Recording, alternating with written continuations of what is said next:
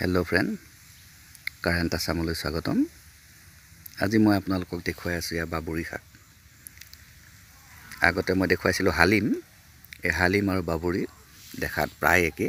এইটো মোৰ নিজৰ খেতি বাবৰি শাক। এই শাক আপোনাৰ হাঁহ কণীৰ লগত ভাজি খাবলৈ অতি সুন্দৰ হয়। আৰু আপুনি যদি এডৰা বাবৰি শাক কৰি থয়, ইয়াক বজাৰত বিক্ৰী কৰিও লাভৱান হ'ব পাৰিব। আৰু স্বাস্থ্যৰ কাৰণেও বহুত উপকাৰ সাধন কৰে। বিশেষকৈ আপোনাৰ যদি গেছ হয়, কোনো পাচলি খালে গেছ হয়, তেতিয়াহ'লে আপুনি লগত ইয়াৰ অকণমান ভাজি খাব পাৰে, তেতিয়া আপোনাৰ গেছ নহয়। হেল্ল' ফ্ৰেণ্ড, মোৰ ভিডিঅ'টো চোৱাৰ কাৰণে ধন্যবাদ। মোৰ ভিডিঅ'সমূহ আপুনি পাবৰ কাৰণে এটা লাইক কৰিব, ছাবস্ক্ৰাইব কৰিবলৈ নাপাহৰিব। বেল আইকনটো ক্লিক কৰিব, অলত প্ৰেছ কৰিব। মোৰ ভিডিঅ'বিলাক সকলোতকৈ আগত আপুনি পাব। আজিলৈ আহোঁ, ধন্যবাদ।